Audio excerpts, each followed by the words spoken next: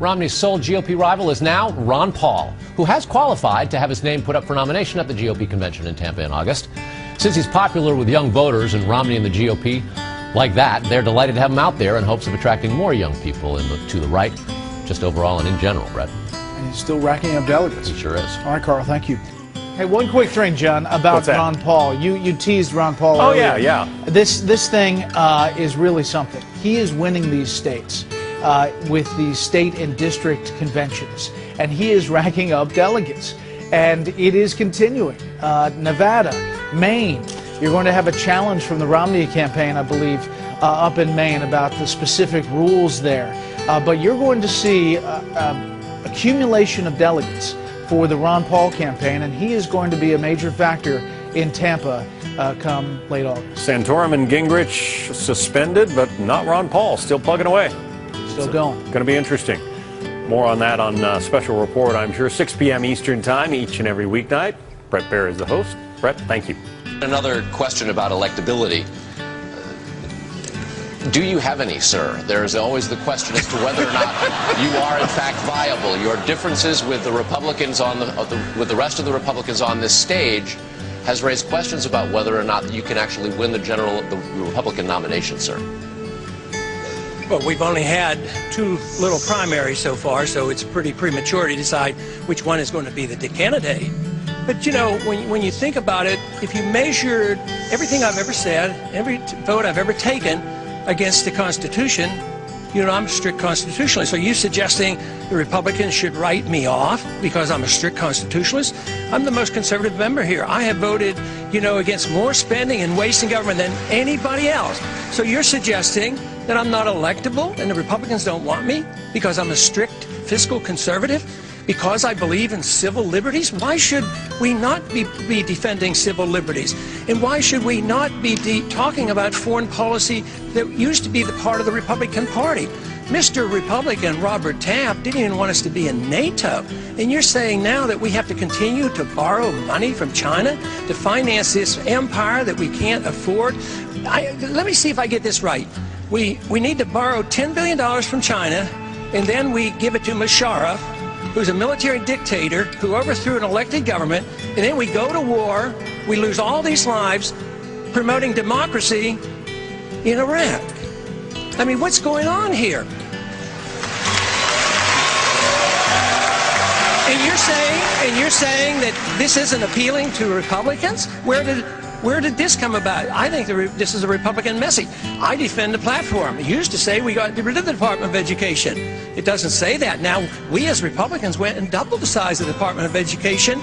So where have we gone? I think we've lost our way. And then the insinuation that I am less Republican because of that? Congressman, thank you very much. We have to take one more break. We'll be right back with one of the most contentious issues of the day. Stay tuned. Most people want to prevent other people from doing things they don't like. And Ron Paul, almost unique, maybe unique among all politicians I've ever been around, refuses to do that. Look at the peerless, shining example he set. Look at what he has done. Look at this historic event. Dream of what he will achieve in the future with our help. The strength of the vision that Ron Paul and the Founding Fathers have put forward is it is not necessary for us to agree on everything. It is necessary that we agree that we should all be free. We take our stand in our backyard, on our front porches, in neighborhood diners and sandlot baseball diamonds and country churches and rock and roll clubs and volunteer fire departments and all those preciously little voluntary institutions that are the lifeblood of this beautiful country. This is it. Look around this room. This is the home for America and for liberty in the world.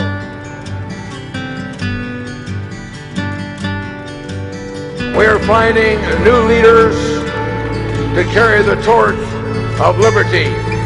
And believe me, we can win.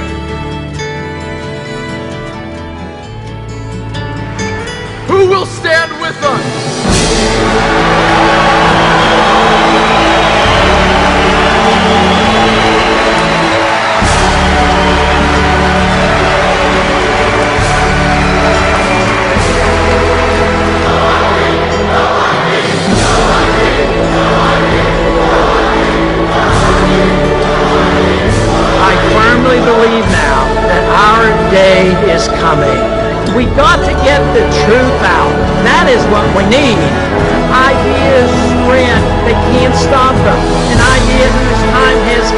cannot be stopped by any army or any government.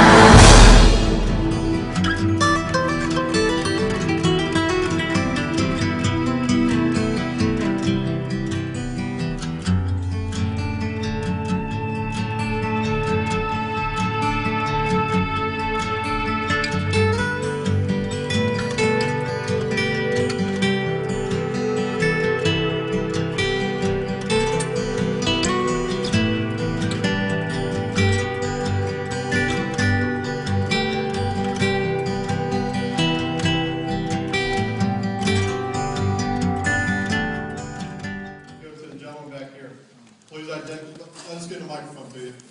Mr. Chairman, good afternoon. I'm Major Christopher Miller of St. Charles County, United States Marine Corps, retired. I just served 27 years in the Marine Corps, retired less than a year ago, and moved here to Missouri. I've served multiple combat tours as an explosive ordnance disposal officer, disarming bombs and leading bomb disposal technicians in combat. I'm tired of these wars. Our Marine Corps is tired of these wars. The whole armed services are tired of these wars, and we're tired of these so-called Republicans and so-called Democrats that give us the same garbage, who are no different from one another. We are tired of it. Ron Paul is the only candidate who represents any change. We're tired of the Obama change and the Obamacare and all the other Obama garbage. I do not believe that Mr. Romney, Governor Romney, is going to give us anything else than more Obama garbage.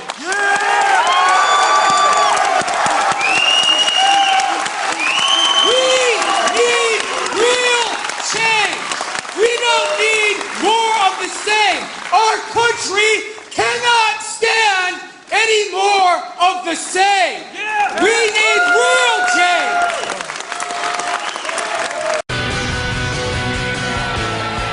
All right, we are here at the University of North Florida, Jacksonville, and you can see the students that are here with us tonight as we get ready for the GOP final debate before the crucial Florida primary.